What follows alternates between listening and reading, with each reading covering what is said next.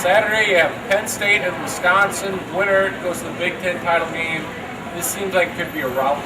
Yep, Wisconsin by 24. I think Wisconsin, after kind of having the tiebreakers taken out of their hand and having to win games and Penn State lose some recently, I think they are going to grasp this opportunity and say, no thank you, we will take your spot instead. Think about how good Penn State has been this year, and then think about the fact that they have Matt McMullen as their quarterback, who has pretty much a turkey leg for a right arm, and that's what he's using to throw. And he is not even a meaty turkey leg, one of the really bad ones where you have to kind of very feeble turkey leg that is not capable of throwing the ball effectively 10 yards. Yeah, that's exactly right. And you don't even have to bring up all the off-the-field shenanigans. No, they had a bad quarterback before the exactly. You know, the thing is, I've said this about Wisconsin. If we were to just put this 2024 team playoff thing in, like I look at Wisconsin and say, they're one of my 3-4 favorites to at least get to the title game. And they lose 2 games in crazy fashion.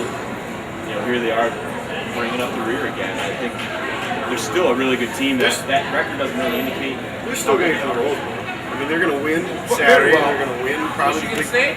The rematch? I don't think Michigan State we're going to have a rematch. Catches lightning in the bottom twice. We're going to have a rematch, yeah. And I think it'll be Wisconsin. But we'll see. I think Wisconsin will win handily, but to give Penn State some credit, I mean, their defense is so good, it gives them a puncher's chance. They remind me of 2009 Nebraska, where their defense is great, good enough to keep them in any game, but their offense is so bad that it screws them over at times. And if they can get a little bit of production out of their own, they're good enough to beat just about anyone. But I don't think it happens. I think Wisconsin wins 27-13 or something like that. Puncher's chance. Good. Which is weird to defensively say a puncher's chance, but their best punching is their defense making plays. Virginia Tech at 5. They go to Virginia. Winner gets the chance to beat Clemson. They go to the Orange Bowl. I don't know, Virginia, they beat a terrible Florida State team, but do you give them much of a chance here against Virginia Tech? I give them all the chance. Virginia wins. Nice. At home. Nice. They got it. I wish I had the stones to go that far. I'm not going to go that far, but they definitely have a chance because I don't think the ACC Where the hell is did all they that come great. I think the ACC is 4 or 5 teams that are solid, capable of being good teams in other conferences. We did not say that 3 months ago. We did not, and I'm not saying that now. You didn't say that last We got 3 teams. We got 2 teams. We got Clemson and Virginia Tech, but Virginia's going to beat Virginia Tech on Saturday. They're going to beat Clemson then. No. I think Virginia Tech wins, but I wouldn't be surprised at all if Virginia.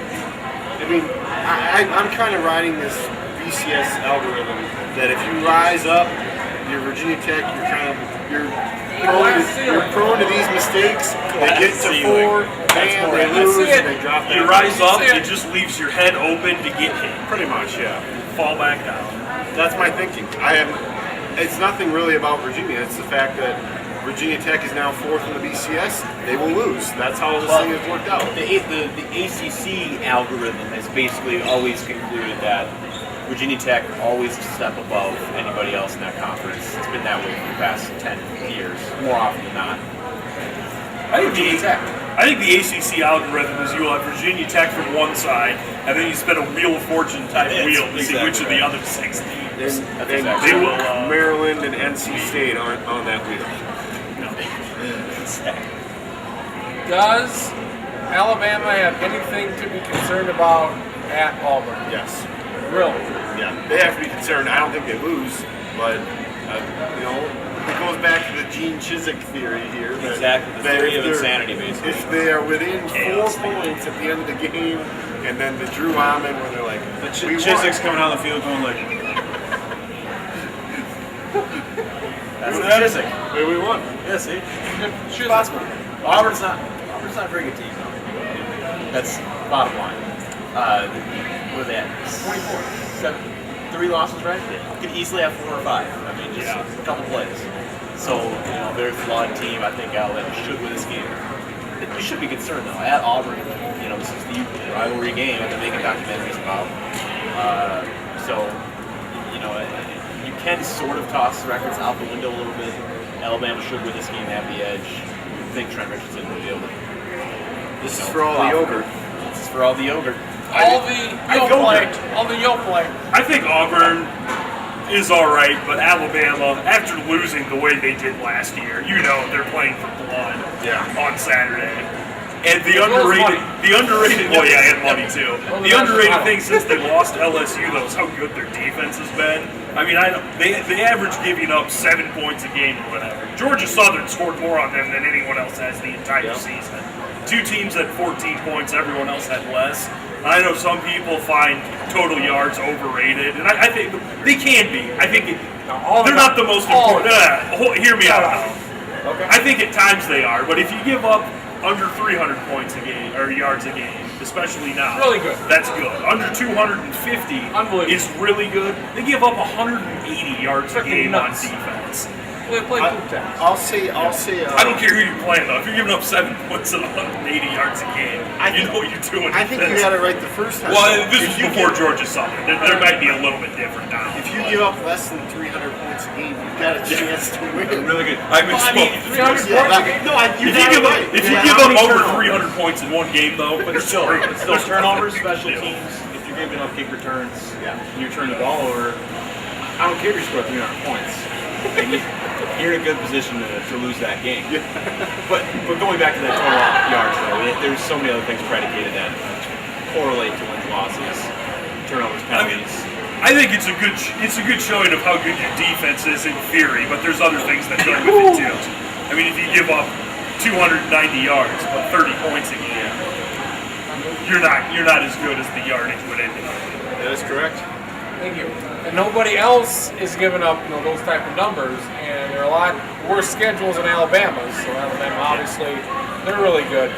Only show this week, but where do we see when we tape the show next week? Where do we see things ending up? Whatever you think. Than I am this week. 3 or 4 points. Who do we see number 1? An upset or 2? How do we see this thing? Championship games. How do we see Okay, I'll put it this way. Virginia Tech will be at 4 based on my prediction of Virginia. Let's have LSU and Alabama at 1 and 2. Arkansas is out, and I have no idea who would be 3 in that scenario. Off the top of my head, I'm going LSU 1, Alabama 2, Stanford 3, and Oklahoma State 4. And then after that, I think we're going to see something like the 06 national title, though, where you've got 2 teams from the same conference, then Ohio State and Michigan being 1 and 2. And then everyone's slowly starting to think, I really don't want to watch these 2 teams play again. I want to see someone different, and that's what's going to change. I'll say this college football season has basically been a game of Jenga up to this point. Last weekend, that final block came out and came tumbling down. Jenga! And so now we've got to make sense of it. I think, LSU Tigers number 1 for obvious reasons. I think Crimson Tide 2, 3 Stanford, and it's going to be odd to consider an all SEC championship game, and it's really starting to lean that way. Is that good? I don't know. That's probably going to make a lot of people upset. It's going to people in SEC diehards are going to say this is what it should be every year. SEC guy would be. It should make for some good talking head stuff on ESPN, ESPN2, ESPNU, and all the affiliates. ESPN3. ESPN Classic. News. Good to avoid. Last year for the BCS, possibly. This would be an interesting way to end it. To be fair, with your Jenga reference, Constant good BCS. That's how 2013. yeah, it's not going to end anyways. It'll be around for a long time. I thought it was this year. Anyway. But like you're saying Jenga, I think 3 other games you can use to describe Oklahoma State, and Oregon. Risk, That's a game. then trouble, then sorry. There we go. I agree with the sentiment that Hildebrand said.